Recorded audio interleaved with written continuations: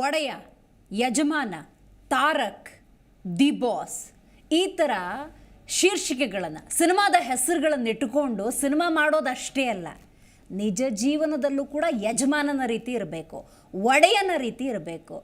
ಹಾಗೆ ಸಿನಿಮಾದಲ್ಲೊಂದು ಶೈಲಿ, ನಿಜ ಜೀವನದಲ್ಲಿ ಒಂದು ರೀತಿಯ ಜೀವನ ಶೈಲಿ ಆದರೆ ಪರಿಣಾಮ ಹೀಗೆ ಆಗುತ್ತೆ.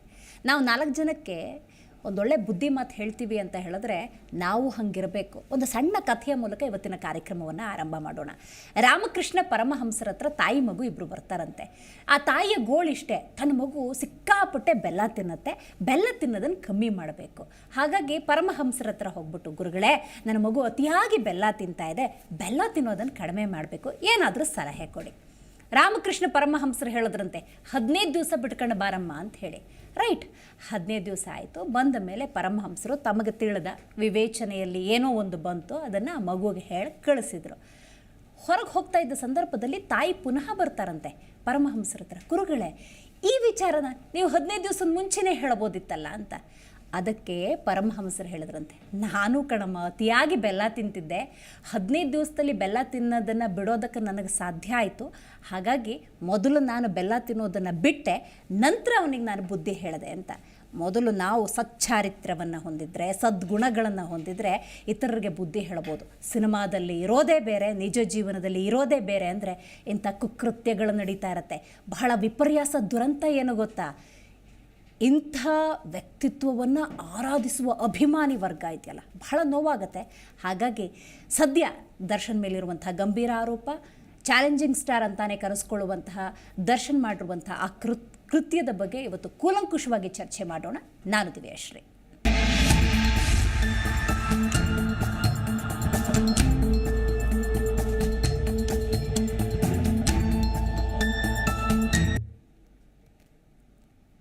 ರೀಲಲ್ಲಿ ಹೀರೋ ಅಂದರೆ ಸಿನಿಮಾದಲ್ಲಿ ಹೀರೋ, ರಿಯಲ್ ಲೈಫಲ್ಲಿ ಕಷ್ಟ.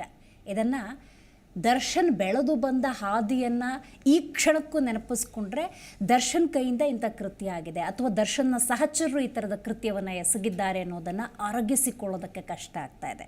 ಸಾಮಾನ್ಯ ಹುಡುಗ, ಅಫ್ಕೋರ್ಸ್ ಅವರ ತಂದೆ ಅಂದಾಗ ಸಿನಿಮಾ ಬ್ಯಾಕ್ಗ್ರೌಂಡ್ ಇತ್ತು, ಬಟ್ ತಾನು ಸ್ವತಃ ದರ್ಶನ್ ಈ ಸಿನಿಮಾ ರಂಗದಲ್ಲಿ ಒಂದು ಛಾಪನ್ನು ಮೂಡಿಸೋದಕ್ಕೆ ಅವಿರತ ಶ್ರಮವನ್ನು ಹಾಕಿದ್ದಾರೆ.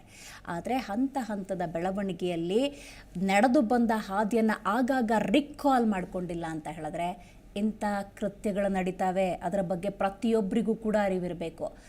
ಸತ್ಯಾಸತ್ಯತೆ ಹೊರಗೆ ಬರಬೇಕು ಅಂತ ಹೇಳಿದ್ರೆ ತನಿಖೆ ನಡಿಬೇಕು. ಆದರೆ ಬೆಂಕಿ ಇಲ್ಲದೆ ಹೊಗೆ ಆಡೋದಿಲ್ಲ ಅನ್ನೋದನ್ನು ನಾವಿಲ್ಲಿ ಗಮನಿಸಬೇಕಾಗತ್ತೆ. ಏನೋ ಒಂದು ಪೋಸ್ಟು, ಭಗವಂತ ಮಾತಾಡೋದಕ್ಕೊಂದು ಅವಕಾಶವನ್ನು ಕೊಟ್ಟಿದ್ದಾರೆ, ಪ್ರಾಣಿಗಳು ಕೊಟ್ಟಿಲ್ಲ. ಬಗೆಹರಿಸ್ಕೋಬಾರ್ದಂಥ ಅಂಥ ವಿಷಯಕ್ಕೆ ಕೊಲೆಯ ಮೂಲಕ ಇಂತಹ ಘಟನೆಗಳು ನಡೆಯುತ್ತೆ ಅಂತ ಹೇಳಿದ್ರೆ, ಕೊಲೆಯಲ್ಲಿ ಅಂತ್ಯ ಕಾಣುತ್ತೆ ಅಂದರೆ ನಿಜಕ್ಕೂ ಕೂಡ ಆಶ್ಚರ್ಯ ಆಗುತ್ತೆ.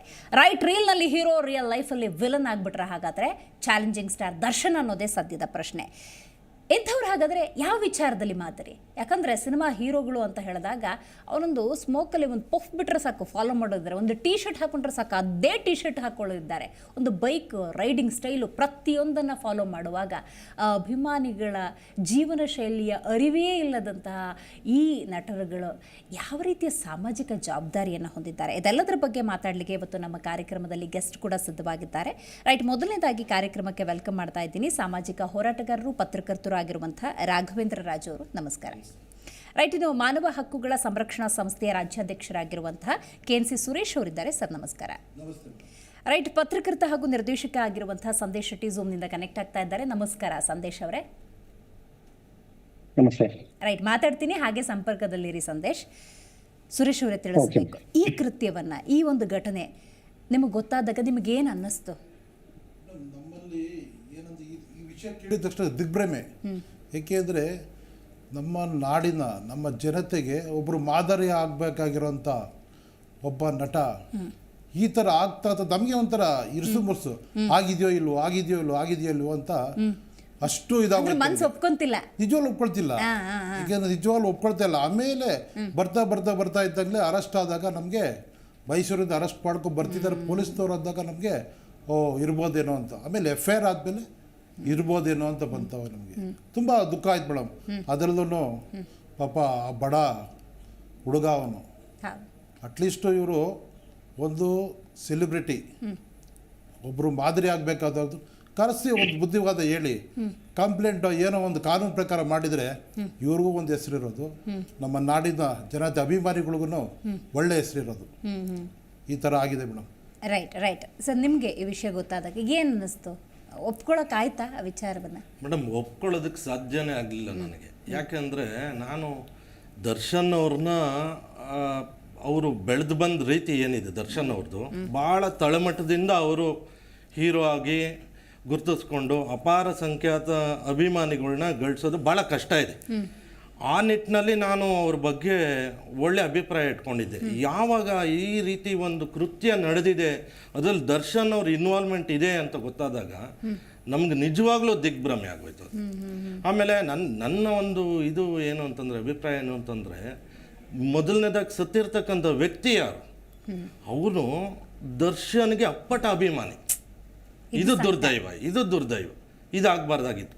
ಆಮೇಲೆ ದರ್ಶನ್ ರವರು ಅವನಿಗೆ ತಮ್ಮನ ಸ್ಥಾನ ಕೊಟ್ಟಿದ್ದಾರೋ ಇಲ್ವೋ, ಅವನಂತೂ ದರ್ಶನ್ ಅವ್ರಿಗೆ ಅಣ್ಣನ ಸ್ಥಾನ ಕೊಟ್ಬಿಟ್ಟಿದ್ದ. ಆ ಅಣ್ಣನ ಏನಿದೆ, ಅವ್ರ ಫ್ಯಾಮ್ಲಿ ಏನಿದೆ, ಅದಕ್ಕೆ ಒಂದು ಒಳ್ಳೇದಾಗಲಿ ಅನ್ನೋದಕ್ಕೆ ಏನೋ ಮಾಡೋಕ್ಕೋಗಿ ಇನ್ನೊಂದೇನೋ ಒಂದು ರೀತಿಯಲ್ಲಿ ಅವನು ದುರ್ದೈವ, ಇದೊಂದು ಸಂಗತಿ ಆಗ್ಬಿಟ್ಟಿದೆ ಅವನಿಗೆ. ಭಾಳ ಇದು ಯಾವ ರೀತಿ ಅಂತಂದರೆ ಪಾಪ ಆಗಬಾರ್ದಾಗಿತ್ತು, ಈ ಥರ ಆಗ್ಬಿಟ್ಟಿದೆ. ರೈಟ್ ಸಂದೇಶ. ಹಿಂದೆ ನಾನೊಂದ್ಸತಿ ದರ್ಶನ್ ಅವರ ಸಂದರ್ಶನದಲ್ಲಿ ಪ್ರಶ್ನೆಯನ್ನು ಕೇಳಿದ್ದೆ, ಅಭಿಮಾನಿಗಳ ಕುರಿತಂತೆ ಕೇಳಿದ್ದೆ. ಆಗ ದರ್ಶನ್ ಅವರೊಂದು ಮಾತನ್ನು ಹೇಳಿದರು, ಅಭಿಮಾನಿಗಳು ಅವ್ರು ಕೊಟ್ಟಂತಹ ಭಿಕ್ಷೆಯಲ್ಲಿ ನನ್ನ ಜೀವನವನ್ನು ನಡೆಸ್ತಾ ಇದ್ದೇನೆ, ಅವರೇ ನನ್ನ